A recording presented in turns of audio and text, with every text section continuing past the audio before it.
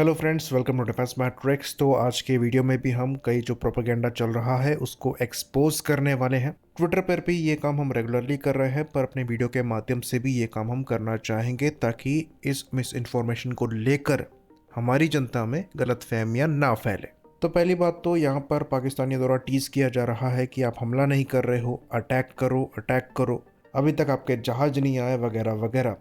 ये कुछ उसी तरीके से लग रहा है जिस तरीके से हमास ने सेलिब्रेट किया था इसराइल पर अटैक करने के बाद, और उसके बाद किस तरीके की शांति छा गई थी और किस तरीके के वीडियो गाजा से आना चालू हुए थे, ये सब हम जानते हैं। वॉर जो है ये मीम वॉर नहीं होती और सब कुछ नैरेटिव नहीं होता है। हाँ, आपकी जो लोकल जनता है उनके मोराल को बूस्ट करने के लिए इसको आप इस्तेमाल कर सकते हैं, पर रियलिटी आपकी मिलिट्री की स्ट्रेंथ से मालूम होती है। तो यूक्रेन द्वारा भी नैरेटिव वॉर जीतने की कोशिश करी गई थी और हमास द्वारा भी। दोनों जगह क्या हुआ ये सब हमने देखा।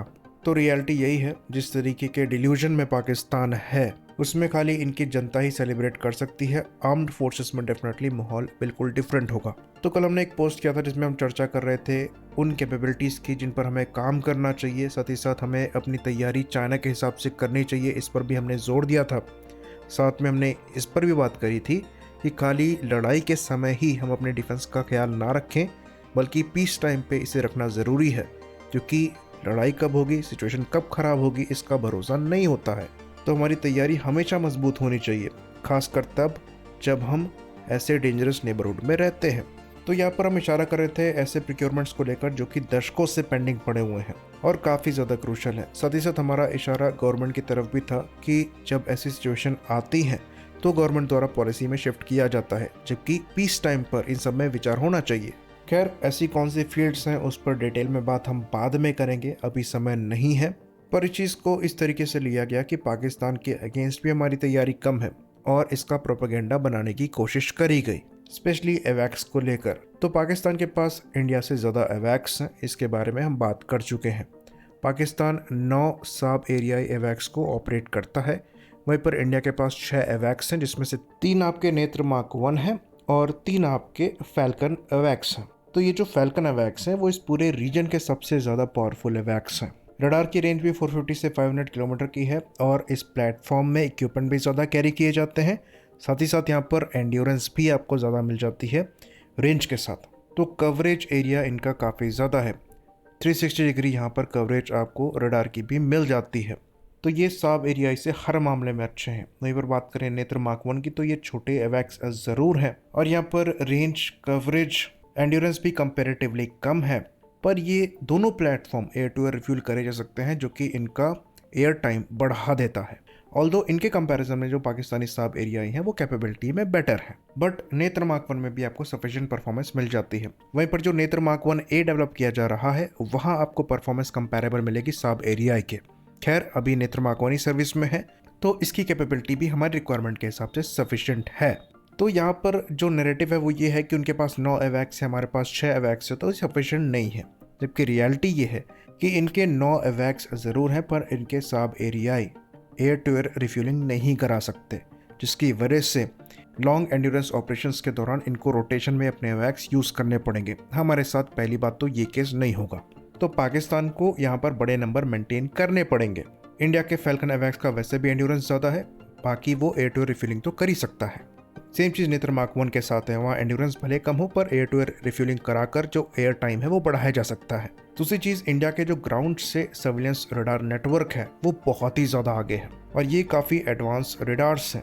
ये AES से रडार्स हैं, PES से रडार्स हैं और ये 200, 500, 600 से 800 किलोमीटर तक की रेंज तक टारगेट ट्रैकिंग कर सकते हैं। इवन जो हमारा स्वॉर्डफिश रडार है जो कि हमारे BMD सिस्टम में इस्तेमाल होता है, उसकी रेंज तो 800 से 1500 किलोमीटर की बताई जाती है। तो हमारे जो सर्विलेंस सिस्टम है ये पाकिस्तान में बैलिस्टिक मिसाइल लॉन्चेस तक को ट्रैक करने के लिए बनाए गए हैं।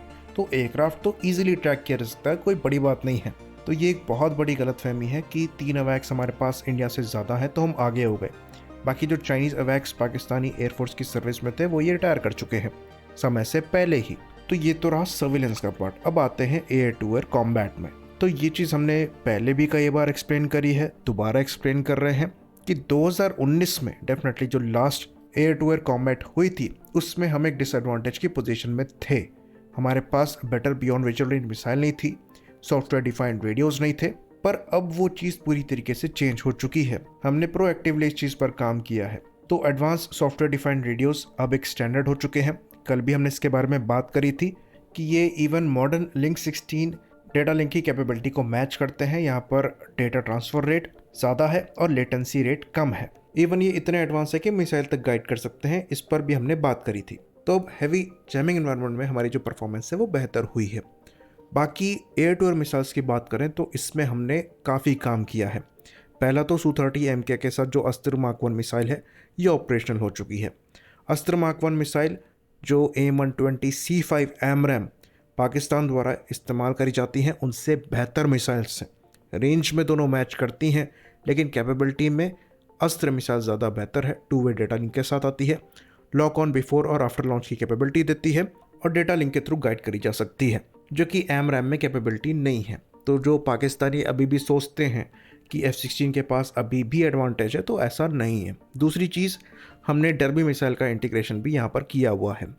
अब कुछ कन्फ्यूजन इस चीज़ को लेकर है कि हम iDerby ER इस्तेमाल करते हैं या नहीं करते हैं, क्योंकि डर्बी मिसाइल तो हम यूज़ करते थे, इनको तेरस में भी इंटीग्रेट किया गया, उसके बाद Su-30 MKI में भी इंटीग्रेट किया गया, पर ऑफिशियल कंफर्मेशन नहीं है iDerby ER हमारे पास सर्विस में है।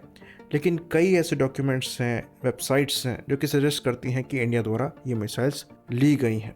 तो यहाँ पर आपको 100 किलोमीटर की मैक्सिमम एंगेजमेंट रेंज मिल जाती है और ये ड्यूल पल्स की मिसाइल है। उसके बाद अस्त्र मार्क 2 भी एक ऐसी मिसाइल है जिसको लेकर डाउट उठते हैं, क्योंकि इस मिसाइल के ट्रायल्स चल रहे हैं और मोस्ट लाइकली इनका LSP प्रोडक्शन भी किया जा रहा है, मेनली ट्रायल्स के लिए। साथ में जैसा कि हमने पहले भी डिस्कस किया था, एरो इंडिया में भी इनको डिस्प्ले किया गया था MiG-29K से इंटीग्रेट करके। तो अगर ये दो मिसाइल नहीं भी है, उसके बाद भी अस्त्र मार्क 1 से आपको AMRAAM के ऊपर एक एज मिलता है। तो इस पर चर्चा तब से ज़्यादा बढ़ गई जब से ग्रिम रीपर यूट्यूब चैनल द्वारा DCS में इंडिया पाकिस्तान कॉन्फ्लिक्ट को सिमुलेट करके दिखाया गया था, जहाँ पर इंडिया ने क्लियरली पाकिस्तान को डोमिनेट किया था और जिसमें सबसे ज़्यादा किल्स जो हैं ये अस्त्र मिसाइल से मिली थी। और ये चीज़ भी हम आपको बता दें कि उस सिमुलेशन में जो J-10 एयरक्राफ्ट इस्तेमाल किया गया था पाकिस्तान की साइड से, उसमें जो PL-15 मिसाइल इस्तेमाल करी गई थी वो एक्चुअली चाइनीज स्टैंडर्ड की थी और फुल रेंज वहाँ पर इस मिसाइल की थी। उसके बाद भी इंडिया ने वहाँ पर डोमिनेट किया था। तो फिर बियॉन्ड विजुअल रेंज कॉम्बैट में चर्चाएं चालू हो गई और उसके बाद तर्क वितर्क चालू हो गए। बाकी R-77 मिसाइल्स को लेकर भी क्वेश्चन पूछे जाते हैं कि क्या हमारे पास R-77 के -1 वर्जन्स हैं जिसमें रेंज थोड़ी सी इंक्रीज करी गई है प्रोपेलेंट वॉल्यूम को बढ़ाकर। तो 2019 के बाद इंडियन एयरफोर्स ने करीबन 400 R-77 मिसाइल्स ऑर्डर करी थी। वहाँ पर क्लियरली नहीं बताया गया था कि ये वर्जन कौन सा है। जो -1 वर्जन है ये एडवांस वर्जन है। इसके एक्सपोर्ट वेरिएंट को RVV-SD भी कह दिया जाता है और अगर 2019 के बाद ये मिसाइल ली गई हैं तो चांसेस इसी के ज़्यादा हैं कि यही वर्जन लिया गया हो। तो देखकर आप दोनों मिसाइल में डिफरेंस नहीं बता पाएंगे, बहुत माइनर डिफरेंसेस हैं, पर इसी के चांसेस नज़र आ रहे हैं कि यहाँ पर R-77-1 ही ली गई हो, जो कि एक अपग्रेडेड मिसाइल है और वहाँ पर भी आपको 110 किलोमीटर की मैक्सिमम रेंज मिल जाती है। साथ में सीकर परफॉर्मेंस भी बेटर है। तो beyond visual range combat realm में हम पहले से काफ़ी ज़्यादा बेहतर हो गए हैं। हमारी इलेक्ट्रॉनिक वॉरफेयर कैपेबिलिटी भी बेहतर हो गई है और ये खाली रफाल डिपेंडेंट नहीं है। आई होप इन्फॉर्मेशन यहाँ पर क्लियर रही हो। इसी बात पर इस वीडियो को हम ख़त्म करेंगे। लाइक करिए, सब्सक्राइब करिए। जय हिंद।